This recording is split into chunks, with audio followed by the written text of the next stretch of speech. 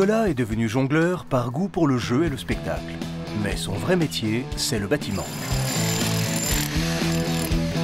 Il rénove des maisons dans le sud de la France où, entre deux coups de marteau-piqueur, il aime régaler ses amis avec de bons petits plats. Bonne année. Passionné de science depuis toujours, il rêvait de suivre une véritable expédition scientifique. Il s'envole pour le Brésil, au carrefour du Rio Negro et de l'Amazone, où il a rendez-vous avec une équipe de chercheurs de l'IRD à Manaus, capitale de l'Amazonie. C'est sur ce bateau qu'il va passer 10 jours en remontant le grand fleuve mythique. C'est vraiment exceptionnel. Au fil de l'eau, il va participer à toutes les opérations qui permettent de suivre la vie du fleuve. Parce que voilà, comme ça, t'as bien ton ongle. On a l'impression de jouer un casse-tête chinois. Ça a un sourire. Pour la première fois de sa vie, il va vivre une expérience hors du commun. C'était plein de surprises tous les jours.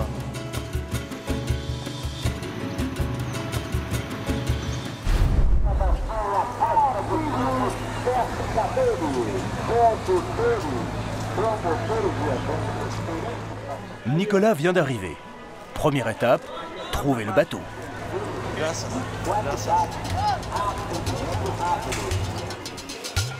On m'a dit de traverser le marché couvert pour accéder au quai. Je ne parle pas la langue, donc les indications, les panneaux sont inexistants dans ce pays. Alors j'espère que je vais le trouver. Une moiteur sur ce marché qui est limite suffocante. Mais les gens ont l'air sympathiques.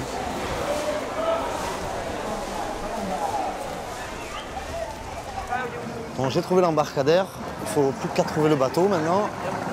On m'a dit que c'était le Parente Hélico. Ah. Excusez-moi, bonjour. Bonjour. Oui, Je cherche Frédéric Seller. c'est moi. Bonjour. Ah, c'est toi Nicolas. Oui, Viens, merci. monte. On est en train de commencer à installer les choses. D'accord. Bonjour, Bonjour. enchanté. Voilà, on est en train, tu vois, on commence à installer l'électricité, tester les appareils. Je peux me D'accord. présenter aux gens qui sont là, tu veux? Oui. Juan. Voilà Nicolas qui vient pour Bonjour. l'émission, tu sais, qui est l'heureux élu de l'émission. Bonjour, alors Juan, Emmanuel, Bonjour. Voilà. Stéphane ici, André tout au bout. Bah écoute, pose ton sac et puis tu vas commencer à nous aider. Hein. C'est ce bateau, typiquement amazonien, qui sert de base et de laboratoire aux 22 chercheurs réunis pour cette mission franco-brésilienne.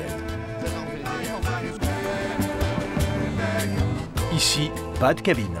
C'est sur le pont supérieur que chacun installe son hamac. Et une deuxième. T'as déjà dormi dans un hamac? Non, c'est la première fois. Je me suis déjà reposé dans un hamac, mais dormir, non.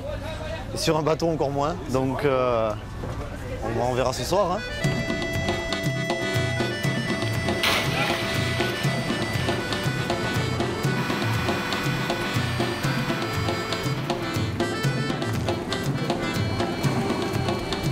Alors, la surprise du chef, le coussin, un luxe dont je ne me priverai pas pour dormir.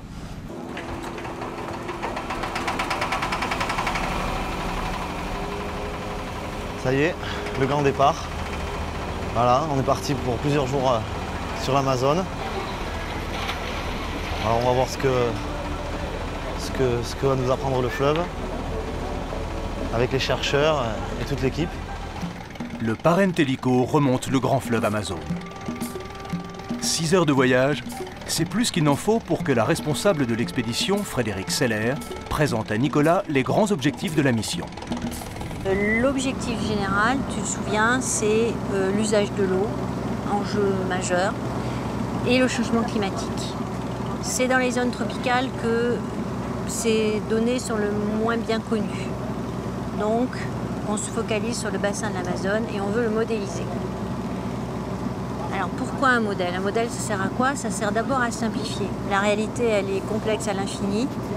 Donc on veut avoir une représentation comme un schéma Et le modèle, c'est un schéma le plus simple possible et le plus fidèle possible de ce qui se passe. Les chercheurs vont étudier le fleuve à partir d'images satellites. Mais avant, il faut vérifier toutes les données sur le terrain. Un travail qui leur permettra ensuite de suivre l'évolution de l'Amazone année après année et de surveiller l'impact du réchauffement climatique sur cette immense région. L'émotion est forte. De partir sur un fleuve comme ça, pour moi en plus, qui aime la nature et puis les grands espaces, je crois que je suis servi. C'est vraiment exceptionnel. C'est très extraordinaire pour ça l'Amazone, c'est qu'en fait l'Amazone a remplacé une mer intérieure qui existait auparavant, qui existait il y a très longtemps, avant la formation de la chaîne des Andes.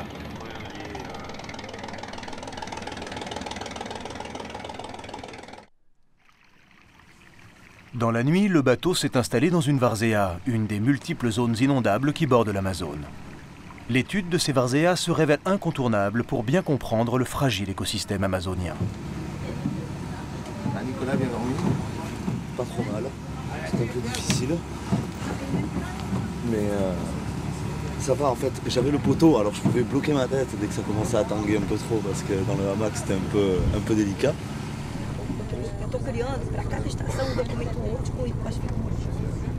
6 heures du matin et tout le monde est déjà sur le pont. Nicolas découvre comment s'organisent les différentes équipes.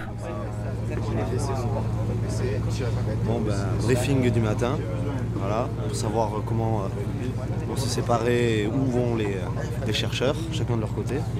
Donc c'est une réunion bilingue, français, brésilien, portugais. Donc voilà. Je vais finir de me préparer. Oui, non mais là je pars avec Stéphane. Première journée de travail. Nicolas va découvrir comment on mesure la hauteur de l'eau par rapport à l'océan. Stéphane Calment a mis au point un curieux prototype, un catamaran surmonté d'une antenne GPS. Mais toute la difficulté, c'est de se positionner juste en dessous d'une ligne virtuelle que définit le passage du satellite. C'est assez délicat parce qu'il faut arriver à trouver une ligne imaginaire. Et bon, pour ça, ils ont des ordinateurs et des GPS qui nous donnent une position précise. Donc, a priori, on n'en est plus très loin. On navigue quasiment parallèlement à la trace, là. D'accord? Donc on va aller la prendre là où elle commence. Et puis on va redescendre. Là, donc tu vois sur l'écran. Le trait jaune, c'est la trace satellite. Et le petit bateau rouge, là, ça simule notre bateau à nous. Ça aurait été plus pratique que ça soit dans le sens de la longueur. Ça va éviter de faire des zigzags. Ok. Mais bon, c'est comme ça. Et ça, direct ça. Ok. D'abord. En fait, il n'y a pas une, mais plusieurs traces. Il faut donc toutes les suivre, ce qui demande des heures de travail. Ça a duré quand même assez longtemps et en plein soleil, c'était relativement difficile. Donc les premières heures, ça allait, et puis après, ça a commencé à taper de plus en plus et j'ai un peu trinqué là, sur cette journée. Nous, ça fait déjà quelques années qu'on fait ça assez régulièrement. On fait des opérations comme ça 2 à 3 fois par an depuis une petite dizaine d'années. Donc bon, forcément, on a l'organisme un peu plus habitué, quoi. Ce n'est qu'à la tombée du jour que le travail s'achève. Le petit catamaran a parfaitement rempli sa mission. Il a permis de valider les données altimétriques fournies par les satellites. À cet endroit, le fleuve est à 30 mètres au-dessus du niveau de la mer.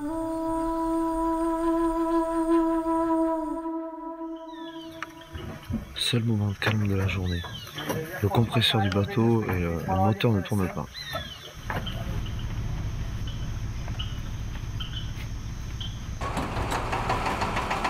Pas de répit. Comme chaque matin, une nouvelle mission est confiée à Nicolas. C'est bon? Allez.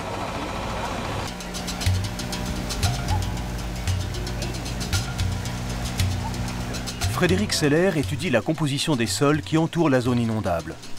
Aujourd'hui, il s'agit encore de valider la qualité des observations faites à partir des images satellites. Je me demande ce qu'on ferait sans le GPS, parce que pour trouver une route perdue au milieu de la jungle, donc a priori c'est la bonne, donc on va pouvoir marcher un peu dessus et puis trouver le passage pour entrer dans la forêt. 2 heures de marche avant d'atteindre la zone visée par Frédéric. Mais très vite, ils font une drôle de rencontre. Alors là, il y a un paresseux. Ça a un sourire. C'est son allure normale? Ouais. Ben, ça va pas bien vite. Il va jamais plus vite. Il a l'air un peu déboussolé avec tout ce monde autour. Mais c'est génial, c'est la première fois que j'en vois un. Puis il est pas gros, il est petit, donc il est presque inaperçu. On va peut-être le laisser poursuivre son chemin. Allez, c'est parti. Ça coupe? Non, là ça coupe pas. Ne touchez pas ce machin. Bah non. Tous les gros arbres y sont passés. Hein. Là dans le coin, tous ceux qui font plus de 80 cm de diamètre, ils sont coupés. Et le plus hallucinant, c'est qu'on a l'impression que c'est des bois calibrés. Donc je sais pas comment ils ont fait ça. On voit pas les traces de tronçonneuse. On voit juste comme si c'était une scie circulaire. Ou une grosse scie pendulaire peut-être. Il est pas là. Enfin, c'est 6004. Bah, je vais peut-être faire un petit trou ici, ouais. Lorsque l'eau de pluie pénètre dans le sol, elle entraîne avec elle des particules qui, à terme, ont un rôle déterminant sur la qualité et la composition de l'eau de la zone d'inondation. J'ai l'impression que tu cherches quelque chose de précis ou... Non, j'espère arriver à une rupture de pente et que le sol change. C'est sûr que c'est pas là? Écoute, on va suivre, on est perpendiculaire à la route, même si on est décalé par rapport au point que j'ai pris. N'oubliez pas de faire des marques, hein. Ouais, on en fait. Nicolas doit marquer les arbres afin que le groupe retrouve son chemin. C'est vraiment un dédale de végétation. C'est putain génial. Ça commence à descendre bien là. Ah voilà, bah, c'est ça que je cherche alors. Non. Fred, on est arrivé où là? Quoi? Bah, aux marigots que je cherchais. Enfin, ça Pardon? s'appelle pas des marigots ici, c'est un igarapé. C'est une espèce de mare? Non, c'est un début de rivière, c'est une source de rivière, elle coule par là. Elle va rejoindre l'endroit d'où on est venu. Ah, l'eau est fraîche quand même, hein. Plus que... Ouais, hein. On va faire un petit échantillon de sol à côté. Il fait une chaleur étouffante et l'air est saturé d'humidité. L'équipe est épuisée. Bon, bah c'est la même chose qu'en Et en plus, les premiers échantillons ne correspondent pas aux attentes de Frédéric. c'est argileux. Ouais. Bon, bah il va falloir revenir faire des vrais trous. C'est profond. Ouais. Frédéric est un peu déçu. Elle n'a pas retrouvé sur le terrain toutes les informations fournies par le satellite. Elle devra revenir pour une mission plus approfondie.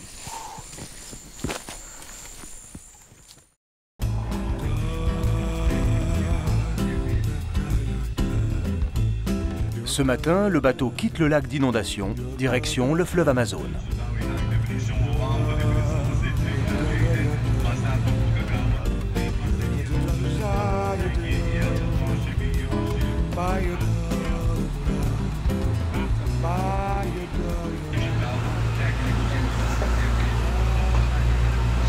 Bon, ben, je viens de voir Frédéric là. Elle m'a dit qu'aujourd'hui j'allais aller avec Jean-Michel étudier la couleur de l'eau. Donc voilà, c'est un peu tôt ce matin, mais bon, ça va. Salut. Tu vas bien? Ouais. Alors aujourd'hui, il y a une grosse campagne, une grosse journée qui s'annonce. Jean-Michel Martinez, spécialiste de la radiométrie, a un sujet d'étude plutôt original. Il s'intéresse à la couleur de l'eau. Avec Nicolas, ils vont faire des mesures et des prélèvements pour comprendre l'interaction entre les eaux de l'Amazone et celles de la zone d'inondation. Ouais, donc j'ai vu qu'il y avait deux têtes différentes. Alors celle-là par exemple, ça va... Donc c'est un capteur qui va pointer vers le haut. D'accord. Et un second capteur qui lui va vraiment enregistrer donc la couleur de l'eau. Grâce à la couleur, il détermine la composition et la qualité des eaux. Si l'Amazone est jaune, c'est qu'elle charrie des sédiments venus de la cordillère des Andes. Par contre, la zone d'inondation est composée d'une eau noire issue des bassins forestiers. Eau noire et eau jaune ont beaucoup de mal à se mélanger. Il faut attendre plusieurs heures pour que l'Amazone absorbe les eaux noires de la Várzea. Jean-Michel Martinez se base sur une image satellite pour choisir les endroits où faire les enregistrements.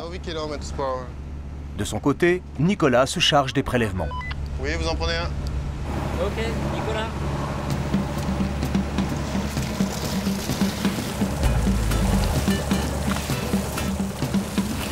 C'est bon, ouais, c'est bon.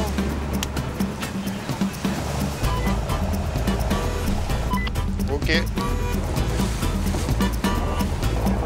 Oui.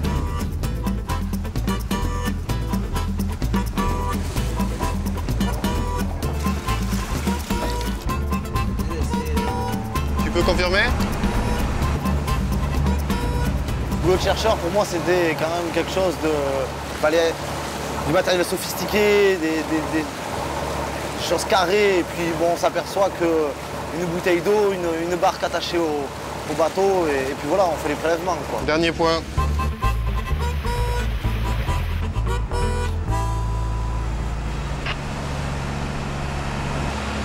Bon, eh bien, la journée a été fructueuse.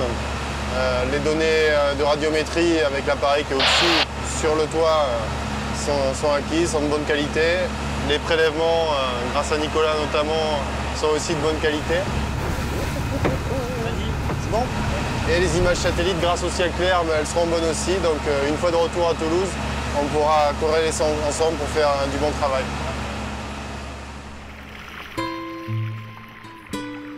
À la tombée de la nuit, le bateau continue son long voyage sur l'Amazone. Direction le Rio Negro, dernière partie de la mission.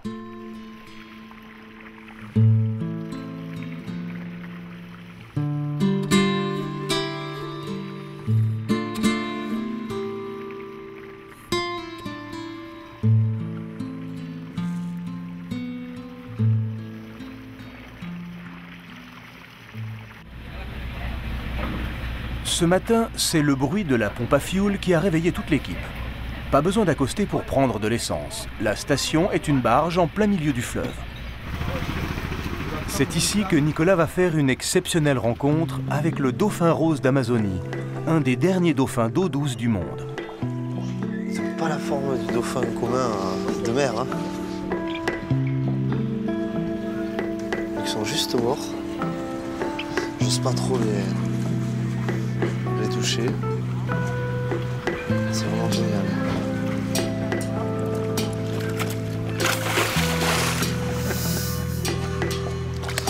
Ouais, moi je fais pas trop confiance, j'ai un peu peur. Ouais. Sans perdre plus de temps, le bateau a repris son chemin.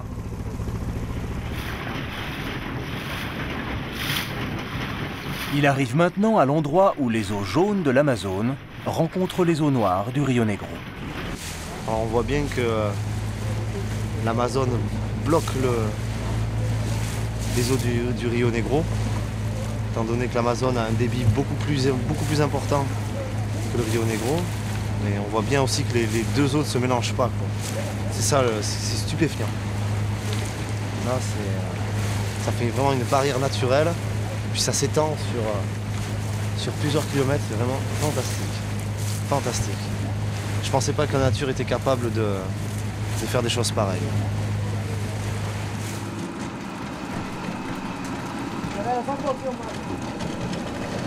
Une équipe de chercheurs part en pirogue pour de nouvelles mesures. Mais cette fois-ci, Nicolas reste à bord. Pas beaucoup de place. Il va faire ses premiers pas de biochimiste et effectuer sa première filtration aux côtés de Patrick Seller. Tu l'ouvres, tu récupères la petite pince en plastique. Il m'a fait confiance et il m'a un peu montré comment on devait s'y prendre pour filtrer l'eau. Donc c'est ce que j'ai fait plusieurs fois. Donc par un bon petit moment aussi. Donc c'était sympa. Bon, c'est un peu répétitif comme boulot, mais je veux dire. La confiance qu'il m'a donnée m'a fait plaisir. Tu vas l'installer sur le système de filtration. Bravo. Nicolas filtre les sédiments contenus dans l'Amazone pour les dater. C'est le meilleur moyen pour savoir en combien de temps ils ont parcouru les 4000 km qui nous séparent de la cordillère des Andes.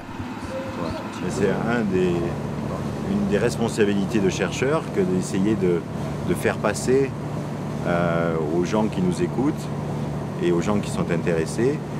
D'abord la passion du métier et puis les grandes découvertes qui expliquent comment fonctionne la Terre, qu'est-ce qu'il faut faire, qu'est-ce qu'il ne faut pas faire justement pour garder ces beautés naturelles.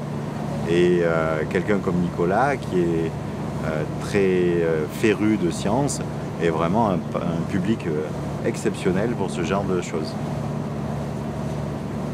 Patrick, je crois qu'il reste un peu d'eau. Je vide l'eau avant ou... Non, il faut attendre que ça soit fini. Soudain, une pluie diluvienne s'abat sur le fleuve. En l'espace de quelques minutes, dès que la pluie tombe, elle est tellement épaisse que ça vous bouche la vue, que ça vous dégage quelque chose d'autre. Une sensation de plénitude. Là, ça tombe. Cette pluie commence à inquiéter l'équipage. La visibilité est de plus en plus mauvaise et la pirogue qui est partie ce matin n'est toujours pas rentrée. J'espère juste que les autres qui sont restés un peu plus loin, ils vont pas prendre une douche. Et s'ils font 2 heures de pirogue sous la pluie, ils vont s'éclater. Allô, ici Nico. Pirogue 1, est-ce que vous nous recevez? Nicolas est envoyé sur le toit pour tenter de prendre contact avec la pirogue égarée. On a fait demi-tour pour essayer de vous chercher. On est au milieu du fleuve. Allô, ici le bateau, pirogue 1, est-ce que vous nous recevez? 4 heures plus tard, la pluie s'est arrêtée. Allô, pirogue 1, Mais toujours pas de nouvelles de la pirogue. est-ce que vous nous recevez? Partons à votre rencontre. Il faut que, donne-moi tes mains, La nuit est tombée. tu jettes. Pour passer le temps, Nicolas donne leur première leçon de jonglage aux membres de Quand l'équipage. elle est là, tu jettes celle-là. Ok? Ah non, mais il faut jeter quand même.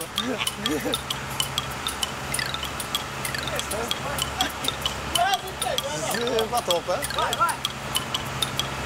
Plus haut. Alors les cours de jonglage sur le bateau, alors déjà que ça bouge un peu avec des oranges, c'est intéressant.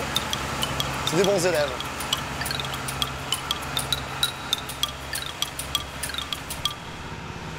« 22 heures. Enfin, les lumières d'une pirogue brillent au loin. Il devait arriver à 14 h. Je vois qu'il y a tout le monde. Tout le monde était un peu inquiet. C'est froid. Alors, qu'est-ce qui t'est arrivé? On vous a cherché? L'équipe de la pirogue a retrouvé le sourire. Ils ont cherché le bateau pendant des heures et ont eu peur de ne pas le retrouver. A gente saiu no ponto 1 hora e 1 hora e meia mais ou menos.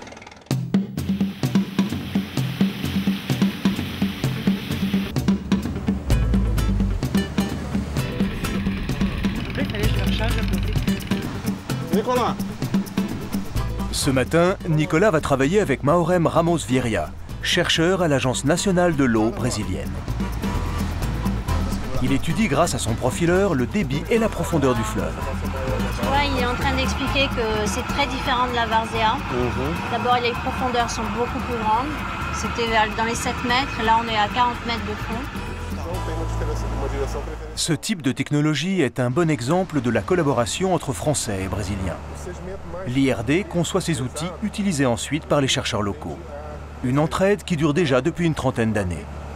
Et c'est exactement la même chose qu'on est en train de faire maintenant avec l'altimétrie, la radiométrie que tu as vu aussi. Donc c'est toutes des technologies nouvelles qui n'ont jamais été appliquées sur les fleuves et qu'on est en train de mettre au point ensemble. D'accord. En choisissant de coopérer avec les pays du Sud, les chercheurs de l'IRD espèrent qu'ils seront mieux armés dans le futur face aux défis que nous impose le réchauffement de la planète. Le voyage se termine. J'ai pas si mal dormi que ça dans le hamac. J'avais un peu peur au début. En fait, c'est très relaxant. Donc tout le monde démonte son allongeoir. Avec un peu d'amertume. Ça se termine aussi vite, mais bon. Tout a une fin.